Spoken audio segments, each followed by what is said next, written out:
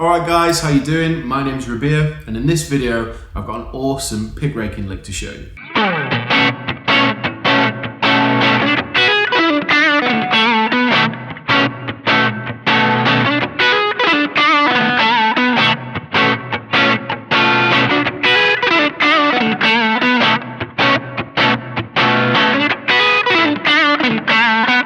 Okay, so this is a great blues lick. The first time I heard this was in a song called Every Day I Have the Blues that I heard on a John Mayer album called Where the Light Is. And I instantly recognized it as a pick raking technique, and I could visualize how that would feel to play and essentially how to play it. So I thought I'd give it a go and show you guys. So I've simplified it a tiny bit, and the main bulk of the lick is just that little pick raking technique that we went over. Now, you don't necessarily have to play the chord, you can just play the lick, but it definitely helps to loop the whole thing if you play the chord as well. For all those who want to know what the chord is, it's a B major 9. So essentially what we're doing is we're playing B, and we're playing the major 3rd, the minor 7th, and then the 2nd or the 9th in the upper octave.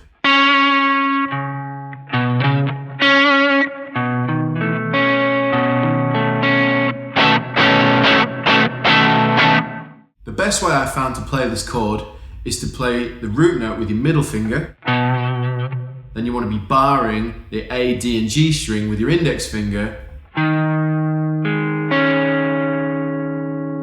The only problem is we've got a note in there that we don't want on the D string, so you need to be playing that with your ring finger on the fret above.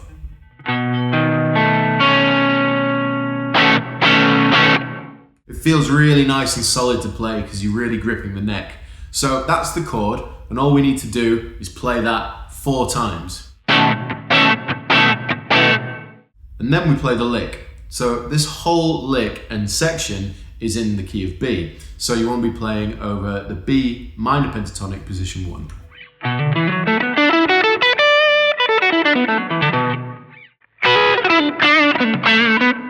I'm going to break this lick into 3 parts. So the first part, you want to be barring the B and E string on the 7th fret with your index finger. We're then going to hammer on to the 9th fret B string with our ring finger. Once you've done that, you need to apply an upward pick rake from the E string down to the G string. But what we're going to be doing is fretting a different note. So what you do need to do is apply that upward pick rake, go from E to B, then to the G. But when we hit that G string, you need to hammer on from the 7th to the 9th fret.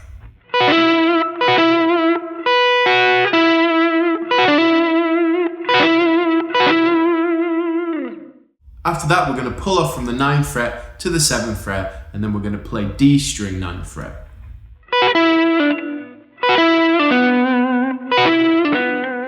So far, you should have this.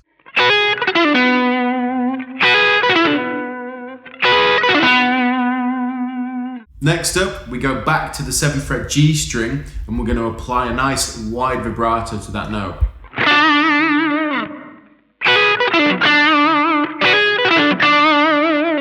The only thing that might catch you out at this point is that we then have to play a downstroke on that G string 7th fret to apply the wide vibrato. So it feels a little bit jagged in terms of its movement and motion, but when you put the lick together, it really doesn't. It sounds super fluid and full of attitude. The next part of the lick is really short. We're starting 7th fret G string, and what we're going to do is we're going to apply an upward pick rake there, move to the 9th fret D string, down to 7, and then go 9th fret A string, before finishing with a 7th fret D and then moving back to 9th fret D.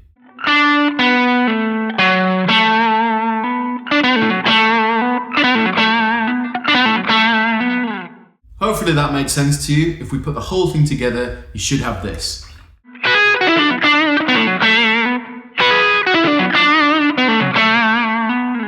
If you throw the chord back in, play it 4 times with a bit of rhythm, a bit of swagger, and then play that lick, it should sound full of attitude and really authentic.